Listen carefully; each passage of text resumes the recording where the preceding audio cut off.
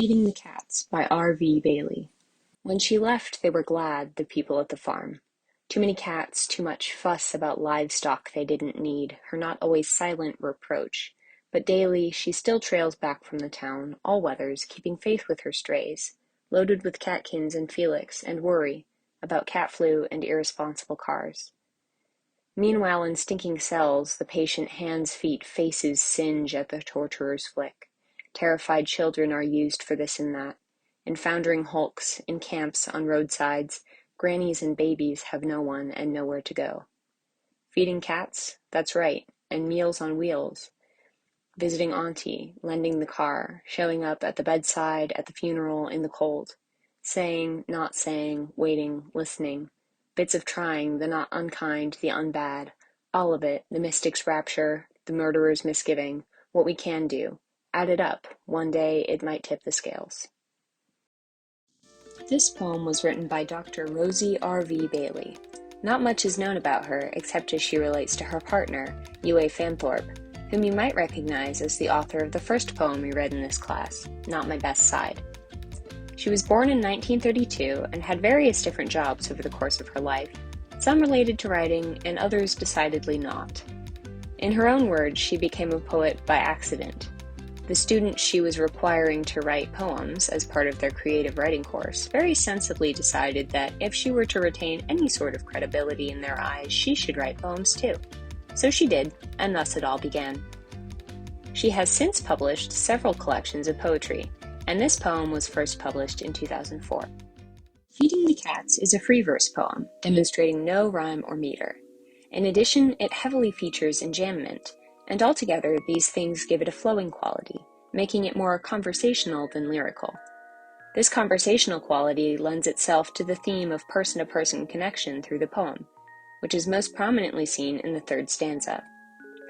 This emphasis on connection is also demonstrated through its absence, the isolation in the second stanza providing a counterpoint. This description of opposites to display a contrast is an example of juxtaposition. Another point of contrast is the bad and the unbad. The bad points are clear, the aforementioned isolation, the violence and disregard for human life, the hardships. Some of the unbad points are similarly clear, points of giving and loving. There are others too, and these are what define the unbad as more than just the good. Things like the murderer's misgiving, a moment of hesitation and doubt in the context of terrible violence. Things like worry, placed alongside cat food as an equally significant and essential burden for the sake of the animals in her care.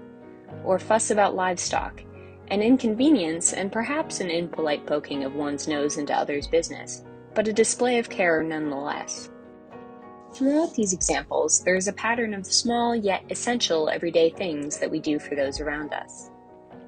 The question and answer at the beginning of the third stanza directly acknowledges the smallness of these actions in the face of the injustices delineated in the previous stanza. It does not diminish them, however, instead remaining proud in the defense of the small, the essential, the day-to-day, the things we can do. These two ideas, the emphasis on connection and the bits of unbad we can contribute day-to-day, are connected in a few places.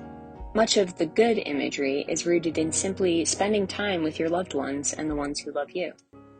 In other cases, which seem at first glance to just reflect a concrete action taken in care of the vulnerable, such as bringing food for stray cats or delivering for Meals on Wheels, have a deeper purpose of providing connection and the certainty of someone who cares about you. These ideas are connected with the author's identity as a Quaker. Quakerism emphasizes the integration of religion into everyday life. This is based on two principles.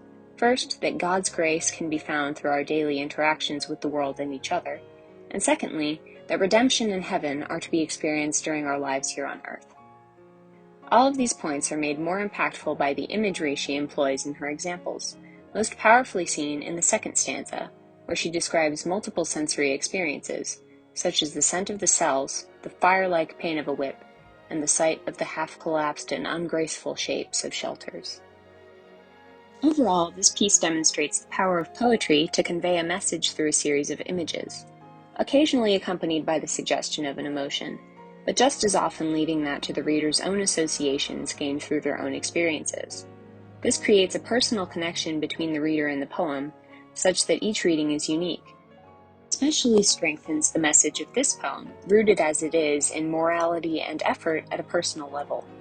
This poem implores the readers to do what we can, whatever that may be, in hopes that it adds up to make the world a better place.